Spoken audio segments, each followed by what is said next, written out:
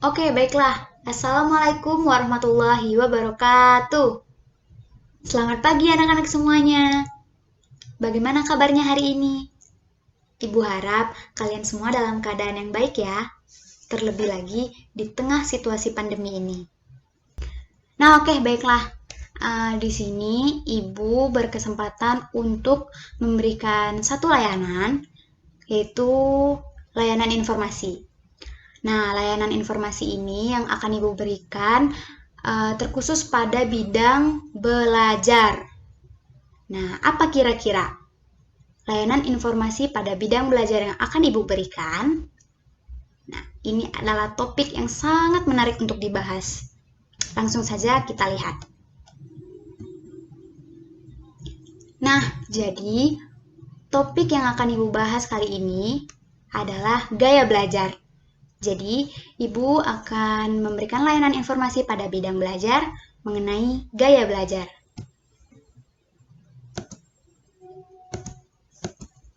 Nah, sebelumnya kalian tahu nggak apa sih gaya belajar itu? Nah, jadi pengertian gaya belajar.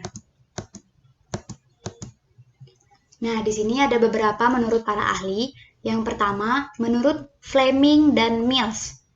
Gaya belajar merupakan kecenderungan siswa untuk mengadaptasi strategi tertentu dalam belajarnya sebagai bentuk tanggung jawabnya untuk mendapatkan satu pendekatan belajar yang sesuai dengan tuntutan belajar di kelas atau sekolah maupun tuntutan dari mata pelajaran. Berikutnya ada menurut Drummond. Drummond mendefinisikan gaya belajar sebagai cara belajar atau kondisi belajar yang disukai oleh pembelajar. Berikutnya, ada menurut Willing. Willing mendefinisikan gaya belajar sebagai kebiasaan belajar yang disenangi oleh pembelajar. Berikutnya ada Kevy memandang gaya belajar sebagai cara seseorang dalam menerima, berinteraksi, dan memandang lingkungannya. Berikutnya ada Dunn dan Griggs memandang gaya belajar sebagai karakter biologis bawaan. Nah, dapat disimpulkan, gaya belajar sebagai cara seseorang dalam menerima hasil belajar dengan tingkat penerimaan yang optimal dibandingkan dengan cara yang lain. Setiap orang memiliki gaya belajar masing-masing. Pengenalan gaya belajar sangat penting. Seorang siswa juga harus memahami jenis gaya belajarnya. Dengan demikian, ia telah memiliki kemampuan mengenal diri yang lebih baik dan mengetahui kebutuhannya. Pengenalan gaya belajar akan memberikan pelayanan yang tepat terhadap apa dan bagaimana sebaiknya disediakan dan dilakukan agar pembelajaran dapat berlangsung secara optimal. Nah, berikutnya ada macam-macam gaya belajar. Secara realita, jenis gaya belajar seseorang merupakan kombinasi dari beberapa gaya belajar. Di sini kita mengenal ada 3 gaya belajar, yaitu yang pertama ada gaya belajar visual, yaitu belajar dengan cara melihat. Yang kedua, gaya belajar auditori, belajar dengan cara mendengar. Dan yang ketiga, gaya belajar kinestetik, belajar dengan cara bergerak, bekerja, dan menyentuh. Nah, kita bahas dulu nih untuk gaya belajar yang pertama, yaitu gaya belajar visual, belajar dengan cara melihat.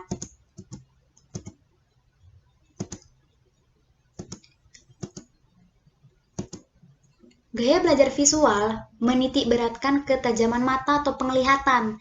Artinya, bukti-bukti konkret harus diperlihatkan terlebih dahulu agar siswa paham. Ciri-ciri siswa yang memiliki gaya belajar visual adalah kebutuhan yang tinggi untuk melihat dan juga menangkap informasi secara visual sebelum mereka memahaminya. Siswa dengan gaya belajar visual lebih mudah mengingat apa yang mereka lihat, seperti bahasa tubuh, ekspresi muka gurunya, diagram, buku pelajaran bergambar, dan video, sehingga mereka bisa mengerti dengan baik mengenai posisi, lokasi, bentuk, angka, dan warna. Siswa visual cenderung rapi dan teratur, dan tidak terganggu dengan keributan yang ada, tetapi mereka sulit menerima instruksi verbal.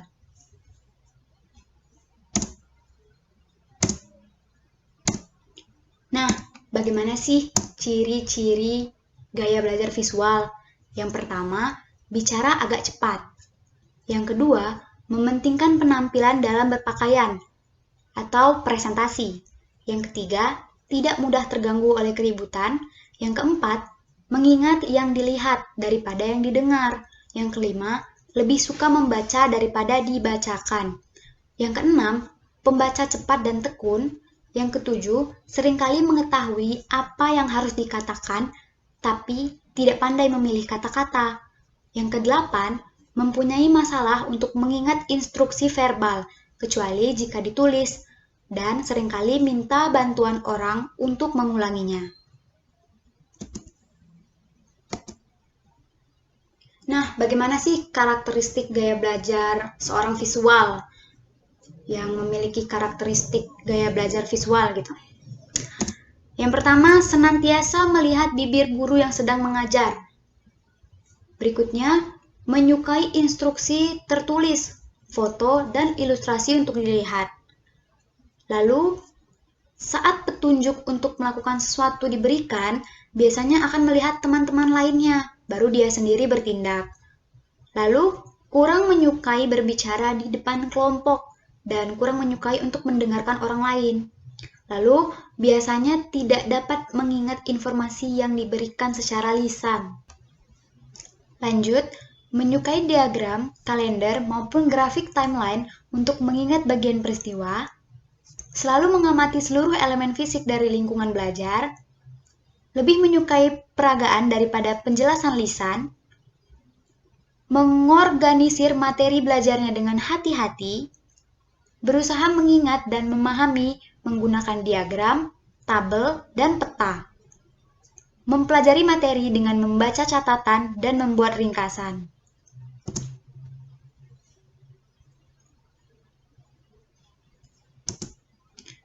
Berikutnya, strategi untuk mempermudah proses belajar seorang visual.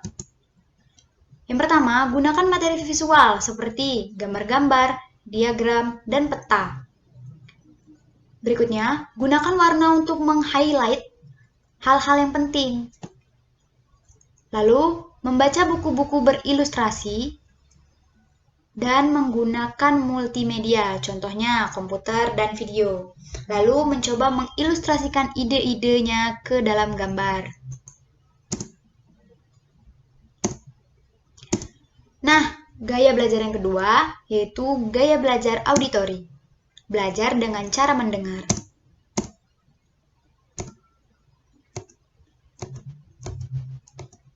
Gaya belajar auditori mempunyai kemampuan dalam hal menyerap informasi dari telinga atau pendengaran. Siswa yang mempunyai gaya belajar auditorial dapat belajar lebih cepat dengan menggunakan diskusi verbal dan mendengarkan apa yang guru katakan. Siswa auditorial memiliki kepekaan terhadap musik dan baik dalam aktivitas lisan. Mereka berbicara dengan irama yang terpola. Biasanya, pembicara yang fasih, suka berdiskusi dan menjelaskan segala sesuatu panjang lebar. Siswa dengan tipe gaya belajar ini mudah terganggu dengan keributan dan lemah dalam aktivitas visual. Nah, bagaimana sih ciri-ciri gaya belajar orang auditori? Nah, ciri-ciri gaya belajar auditori, yang pertama, saat bekerja suka bicara kepada diri sendiri. Berikutnya, penampilannya rapi, mudah terganggu oleh keributan, belajar dengan mendengarkan dan mengingat apa yang didiskusikan daripada yang dilihat. Senang membaca dengan keras dan mendengarkan. Menggerakkan bibir mereka dan mengucapkan tulisan di buku ketika membaca. Biasanya, ia pembicara yang fasih. Lebih pandai mengeja dengan keras daripada menuliskannya. Lebih suka gurauan, lisan daripada membaca komik. Mempunyai masalah dengan pekerjaan-pekerjaan yang melibatkan visual. Berbicara dalam irama yang terpola. Dapat mengulangi kembali dan menirukan nada, berirama, dan warna suara. Nah, lalu apa sih karakteristik dari gaya belajar seorang yang auditori? Oke, karakteristik gaya belajar auditori yang pertama, mampu mengingat dengan baik apa yang mereka katakan maupun yang orang lain sampaikan. Mengingat dengan baik dengan jalan, selalu mengucapkan dengan nada keras dan mengulang-ulang kalimat.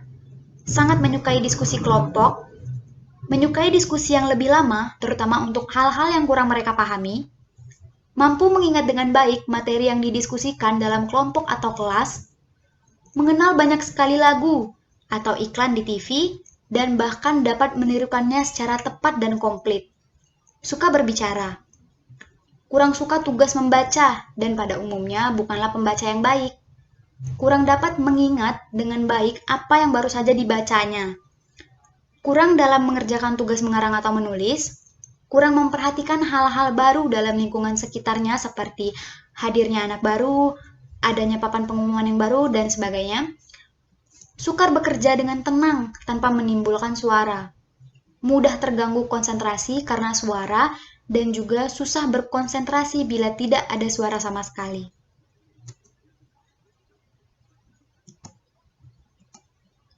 Nah, strategi untuk mempermudah proses belajar seorang yang auditori. Yang pertama, ikut berpartisipasi dalam diskusi, baik di dalam kelas maupun di dalam keluarga. Lalu, membaca materi pelajaran dengan keras. Berikutnya, belajar sambil mendengarkan musik. Kemudian, merekam materi pelajarannya ke dalam kaset dan mendengarkannya sebelum tidur. Nah, lanjut ke gaya belajar yang ketiga atau yang terakhir, yaitu gaya belajar kinestetik. Yaitu belajar dengan cara bergerak, bekerja, dan menyentuh. Gaya belajar kinestetik merupakan aktivitas belajar dengan cara bergerak, bekerja, dan menyentuh. Pembelajar tipe ini mempunyai keunikan dalam belajar, yaitu selalu bergerak, aktivitas panca indera, dan menyentuh. Pembelajar ini sulit untuk duduk diam berjam-jam, karena keinginan mereka untuk beraktivitas dan eksplorasi sangatlah kuat. Mereka merasa bisa belajar lebih baik jika prosesnya disertai kegiatan fisik. Siswa dengan tipe ini suka coba-coba dan umumnya kurang rapi, serta lemah dalam aktivitas verbal. Ciri-ciri gaya belajar kinestetik. Yang pertama, berbicara perlahan, tidak terlalu mudah terganggu dengan situasi keributan, belajar melalui memanipulasi dan praktek, menghafal dengan cara berjalan dan melihat, menggunakan jari sebagai petunjuk ketika membaca, menyukai buku-buku dan mereka mencerminkan aksi dengan gerakan tubuh saat membaca, menyukai permainan yang menyibukkan, tidak dapat mengingat geografi kecuali jika mereka memang pernah berada di tempat itu, menyentuh orang untuk mendapatkan perhatian mereka menggunakan kata-kata yang mengandung aksi. Nah, karakteristik gaya belajar kinestetik. Yang pertama, suka menyentuh segala sesuatu yang dijumpainya. Sulit untuk berdiam diri, suka mengerjakan segala sesuatu dengan menggunakan tangan. Biasanya memiliki koordinasi tubuh yang baik. Suka menggunakan objek yang nyata sebagai alat bantu belajar, mempelajari hal-hal yang abstrak, simbol matematika, peta, dan sebagainya. Mengingat secara baik bila secara fisik terlibat aktif dalam proses pembelajaran. Menikmati kesempatan untuk menyusun atau menangani secara fisik materi pelajaran. Sering berusaha membuat catatan hanya untuk menyibukkan diri tanpa memanfaatkan hasil catatan tersebut. Menyukai penggunaan komputer. Mengungkapkan minat dan ketertarikan terhadap sesuatu secara fisik dengan bekerja secara antusias. Sulit apabila diminta untuk berdiam diri atau berada di suatu tempat untuk beberapa lama tanpa aktivitas fisik. Sering bermain-main dengan benda di sekitarnya sambil mendengarkan atau mengerjakan sesuatu. Nah, strategi untuk mempermudah proses belajar seorang yang kinestetik yaitu jangan memaksakan diri belajar sampai berjam-jam, karena itu akan menyebabkan keletihan. Berikutnya, belajar sambil mengeksplorasi lingkungannya. Contoh, membaca sambil bersepeda, atau gunakan objek sesungguhnya untuk belajar konsep baru. Mengunyah permen karet pada saat belajar. Belajar tidak harus duduk secara formal, bisa dilakukan dengan duduk dalam posisi yang nyaman, walaupun tidak biasa dilakukan oleh murid-murid yang lain. Boleh menghafal sesuatu sambil bergerak, berjalan, atau mondar-mandir misalnya. Perbanyak simulasi dan role-playing. Terakhir, biarkan murid berdiri saat menjelaskan sesuatu.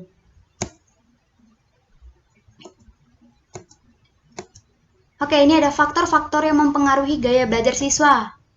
Yang pertama, ada faktor internal, yaitu faktor yang ada di dalam diri orang itu sendiri. Dan yang kedua, ada faktor eksternal, faktor yang berasal dari luar individu itu sendiri. Oke, baiklah. Yang pertama, kita bahas dulu faktor-faktor internal yang mempengaruhi gaya belajar siswa. Yang pertama, ada faktor jasmania. Yang kedua, ada faktor psikologis. Yang ketiga ada faktor kelelahan. Faktor jasmania mencakup dua bagian, yaitu kesehatan dan cacat tubuh. Faktor kesehatan berpengaruh pada kegiatan belajar.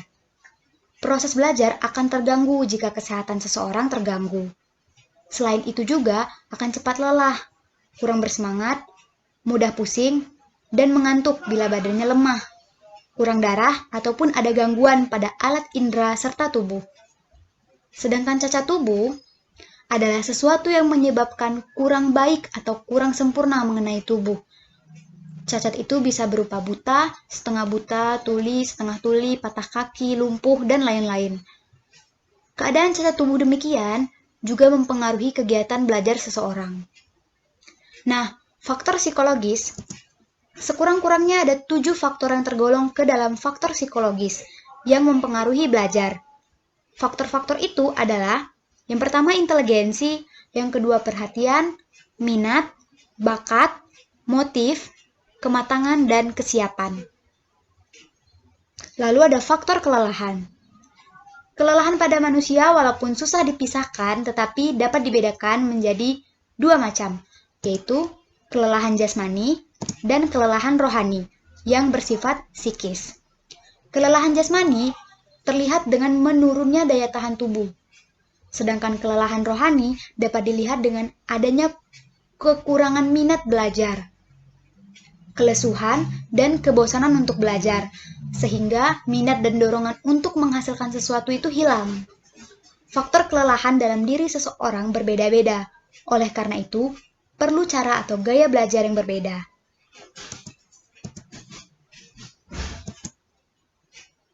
Nah, berikutnya ada faktor-faktor eksternal yang mempengaruhi gaya belajar siswa.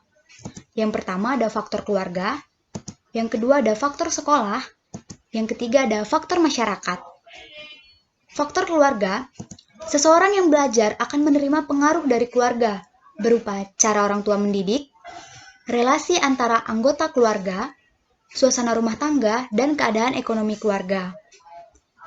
Berikutnya ada faktor sekolah. Faktor sekolah yang akan mempengaruhi cara atau gaya belajar siswa antara lain yaitu metode mengajar, kurikulum, hubungan guru dengan siswa, hubungan siswa dengan siswa, disiplin atau tata tertib sekolah, suasana belajar, standar pelajaran, keadaan gedung, letak sekolah, dan lain-lain. Faktor guru misalnya kepribadian guru, kemampuan guru memfasilitasi siswa, dan hubungan antara guru dengan siswa turut mempengaruhi cara atau gaya belajar siswa. Nah, berikutnya ada faktor masyarakat. Masyarakat merupakan faktor eksternal yang juga mempengaruhi terhadap gaya belajar siswa. Faktor-faktor masyarakat yang mempengaruhi cara atau gaya belajar siswa yaitu meliputi kegiatan peserta didik dalam masyarakat, teman bergaul, dan bentuk kehidupan masyarakat.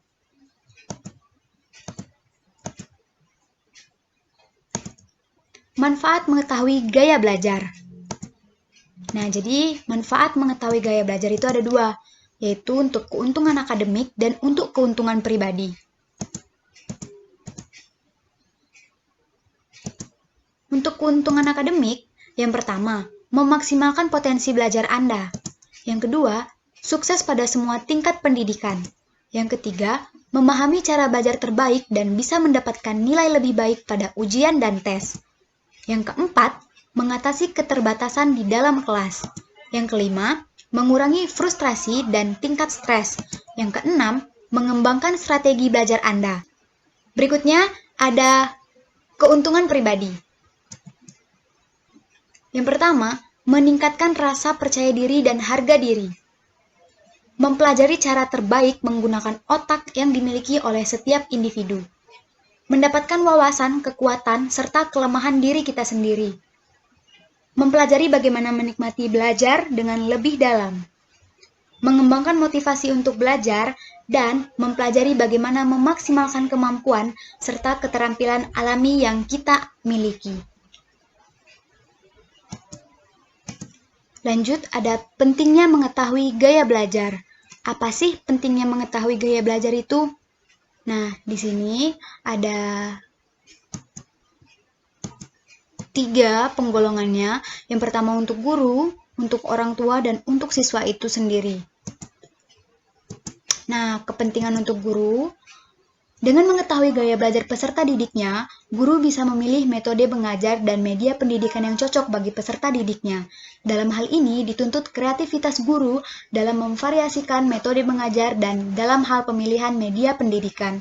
Dengan demikian, diharapkan perbedaan gaya belajar di antara peserta didik mampu diakomodir dengan baik.